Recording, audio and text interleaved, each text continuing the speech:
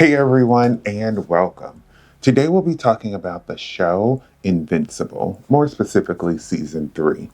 Fun fact, as you may know, Robert Kirkman, who is the creator of Invincible and another comic series turned TV show, The Walking Dead, used some familiar faces or voices for the series, considering the original Guardians of the Globe were voiced by actors from The Walking Dead. And not to mention the star of this show was also in The Walking Dead.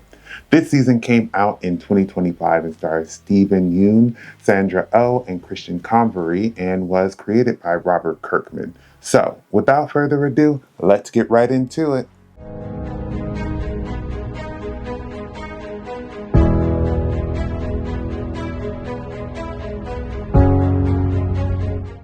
Invincible Season 3 sees Mark Grayson, aka Invincible, facing off against a variety of villains to become stronger in case another Viltrumite attacks. While he's doing this, he's also teaching his half-brother Oliver from his father's side how to use his powers for good. With stronger villains popping up and the return of some old ones, Mark must navigate how to protect the people he loves while also protecting the rest of the planet. Invincible is a superhero action show. It has similar vibes to Batman The Dark Knight Returns, Brightburn, or Young Justice. I love superhero stuff and I've enjoyed prior seasons of Invincible, so I was excited for this season to come out. I'm so excited that they got rid of the split season because that was so annoying to me since it wasn't that many episodes and they split it and there was like these months in between to do different parts. I think the thing that interests me about Invincible is that it fills a gap that I felt was missing from the superhero genre in film and TV, which is the mental toll of being a hero. It's a small thing, and there are shows that display it, but in this show, I feel that they truly highlight how stressful it can be to try and not feel for all the innocent lives lost in the battle, the PTSD from getting hurt badly in a battle, and being trained from childhood to be a weapon, just to name a few. The superhero genre has been around for a while, and I think some topics are still not addressed at all or not enough. And Invincible is showing some of these things better than other movies or TV shows. It's not perfect, but I do love to see the kick ass fight scenes and all of the normal drama, and then also the trauma, and just see how superhero life is. I love exploring the other superhero childhoods and seeing how they weren't as great as you may have thought, which this season explores. We see how Duplicate's father was mentally unwell and taken away, so she was trained as a weapon along with her brother Multipole. Rex was sold to the government by his parents. Ray's parents just forced her to train, so she missed out on having a childhood. And we have seen how Eve's childhood was in past seasons due to her awful father. I think it's important to show this and how it affects them because a lot of them have only known that their worth is based on their ability to be useful to the government and don't realize that there is so much more to do than be a superhero all the time. Some superheroes decide they want to leave, like Ray, and some don't want to, like Rex, because it's all they have ever known, and it's so much uncertainty with leaving that comfort that they've known as being a superhero. I like that the season highlighted this even briefly because it's important to understand these characters and understand that their abilities may seem like a blessing, but it is oftentimes a curse too. The show focuses on Invincible, but there are other heroes involved too that fight crime, and the show struggles to include enough of their storyline to make us feel connection to them.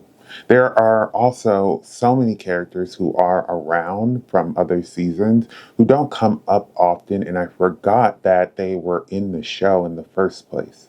Some episodes have these storylines that feel complete for the episode and then jump to something else completely different, like when we pivot to Alan and Nolan breaking out of prison. The tone is inconsistent in some episodes, like Rex sacrificing himself and When the Party Is Over by Billie Eilish starts playing, and it's just a sad scene to see the destruction and pain caused by the alternate Invincibles, and then we pivot to a high intensity action because the episode isn't over and that shifts the tone. I think those dramatic shifts could be done, but the way it's done in this season doesn't feel like a smooth transition. It feels like whiplash. All these things are different reasons why the show should do one of two things: stop adding more new characters so they can address all the loose ends, or have more episodes in the season, which I think is better. I think that is the struggle when adapting comic books to movies or TV shows, because comic books can switch from story to story. And if it's in the same comic, you can easily look back at the page real quick for a refresher if you forgot something. You can rewind a show or rewatch a season to be reminded of characters, but it's hard because there are so many other shows, and if you are rewinding, then you have to remember where you left off so you aren't rewatching the same thing over and over again. So most people just don't do it, myself included. I think shows like this need to be mindful of this because I love the show, but it's frustrating being in season 3 and not knowing much about many characters, being reminded of all these villains, and trying to remember if they are new or old, and keep up with these storylines that feel out of place, like Mark going into the future. I'm sure all these storylines will come up again, and I'm grateful that they don't forget about them, but it is hard to figure out why they were included or what's the importance in, this context in this season. A longer season would benefit this show because there is just so much they want to pack in, but it's just not enough time. The change in tone also made me think maybe an hour long isn't the way to go for every single episode, because I think Rex's sacrifice should have been at the end of the episode and then you sit with it a bit instead of having whiplash because we switched to something else. But then you have the finale, which needed all the time it had to give us a fantastic finale. Episode 3 starts off silent and shows these bank robbers with abilities, but one seems very aware and doesn't want to hurt people and moves them out of the way. Invincible and Oliver come and stop them, and then we see one of the criminals let Oliver go because he is not an evil person. We get a flashback of how we got to them robbing a bank, and it's actually sad. It's two brothers, I think, and they get fired from their job, but their job already was not paying enough, and since they are down on their luck, they rob a bank. It shows you that some villains are only doing it because they have no other option. Like these guys didn't hurt anyone and really just needed the money. It showed the humility in some villains because they are not happy to do this and they don't treat what they are doing as more important than the lives of the people around them. They initially fight with Mark and Oliver, but I think because of this humility, they stop, which also shows why these low level villains would never be big threats because they care too much about hurting people. It's nice to see sometimes that villains don't have some complex plot or vendetta, but sometimes they are just struggling and see no other way out. The power scale on this show is so inconsistent, and it is one of the most frustrating things on this show. They show Mark getting stronger and training more, but when he fights, his punches don't seem to have nearly enough power to cause harm. I know he doesn't want to kill people, but he could knock them out, and if it's not human, maybe put a little bit more effort because it's causing so much damage. It would also be nice to see some of these characters' powers grow. Rex as a character has grown on me, but his powers seem useless because villains just shrug it off.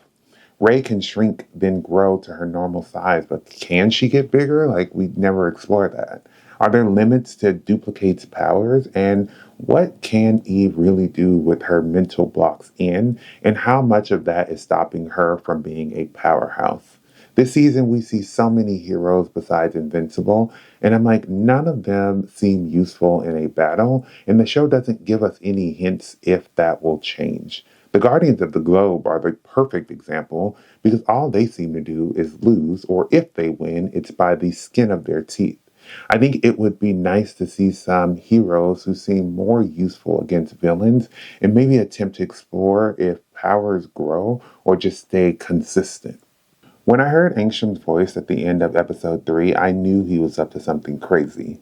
In episode 7, he unleashes alternate Invincibles who are bad and they cause so much damage that the heroes on Earth struggle.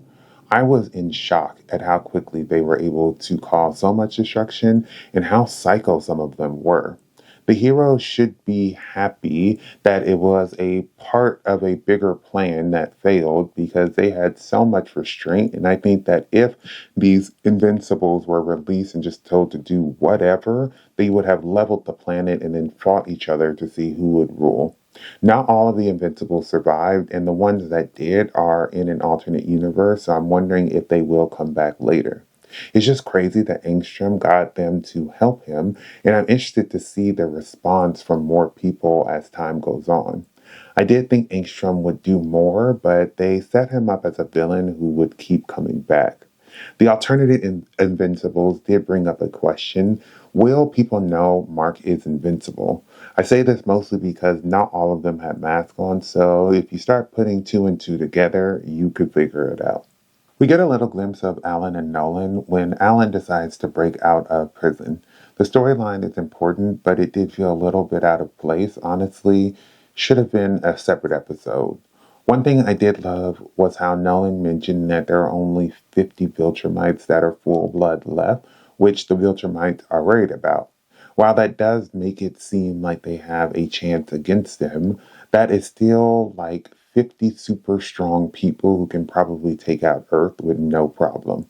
It also made me think about what happened to all the weaknesses that Mark found about the Viltrumites, like that should be discussed more.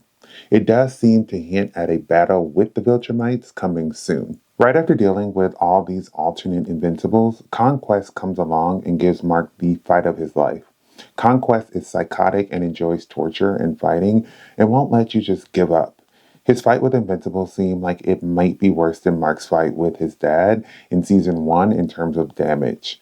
Conquest was going worldwide with his damage, and Mark was struggling to keep up. I thought maybe Oliver could help, but he just became a liability and almost died, which was stressful to see. Debbie was one, person who wasn't really involved in this fight and just watching. And she said one thing to Oliver, which was don't get caught or like don't let him grab you. And that's literally the first thing that Oliver did when he got one punch in and then Conquest got him. Eve comes to help, but with the way they show Eve, I knew she wasn't going to be much help. But she did something cool with changing the air density while he was flying. And I was like, girl, why can't you do that like any other time or something cool and smart with your powers like that? Eventually, Eve taps into her blocked powers after she is basically killed, which fries Conquest's skin off, and Mark headbutts him to near death, which was wild, but it was the only weapon he had. This was a good fight to show how unprepared Mark, Cecil, or anyone else is to take on Viltrumites. Cecil was supposed to incinerate Conquest's body, but of course he does not. So I'm interested to see what ends up happening with Conquest and if they will be able to learn something from his body or if it's just going to get more people killed. The title card is something that I still love to see introduced in an episode. They never stick to keeping it the same, and you never really know where it will be in the episode. I love how even though the title card is nothing amazing, they make it stand out by doing something quirky by using it to replace someone when they say my favorite use of this is in the season, in the episode where they are dealing with Powerplex, and he keeps saying Invincible, and they keep throwing the title card briefly every time he says it, and then it finally slams down at the end of his speech or whatever he was saying. It was funny to see how they used the title card in that instance, and honestly, I thought after season 1 they would give you the title cards and just do it very normal because it was like, how would you top that? But I'm glad that they didn't and they just keep switching it up. One thing I love about this show is that Invincible does not kill off his villains. Even though I did forget some of them, I do think it's good to show that they are around, especially if they are alive still.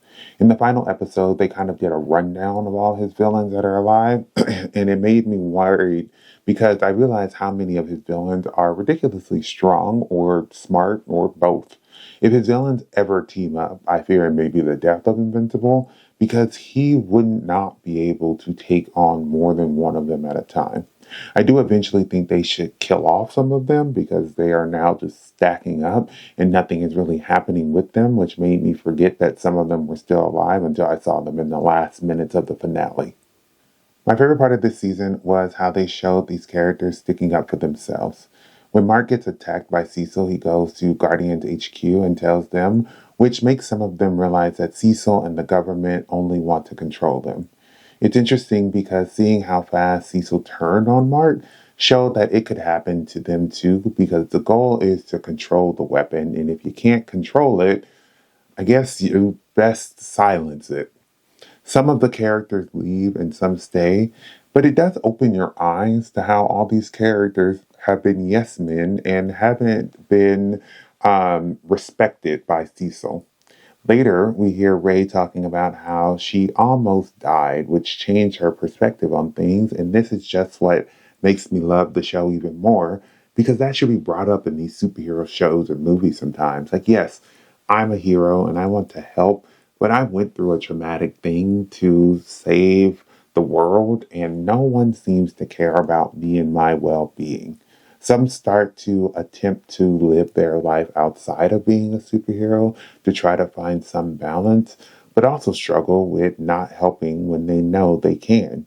I think it's great to show that these characters want to be heroes, but also want to have a life outside of that too. And the best option for them to do that is to leave Cecil and do it on their own. Invincible Season 3 is a fun ride as we see more of what Mark, aka Invincible, has to deal with as a superhero. The season had its flaws, and while I pointed them out, don't take that as me not liking this season because I really did. I'm looking forward to seeing how they continue his story, and maybe we will get more special episodes that deal with other characters and give us a little more time to focus on them. Thank you for watching my video. I would love to hear your thoughts down below in the comments. If you have not subscribed, please do so you can keep up to date with more of my videos. But besides that, everyone stay safe, have fun, and goodbye.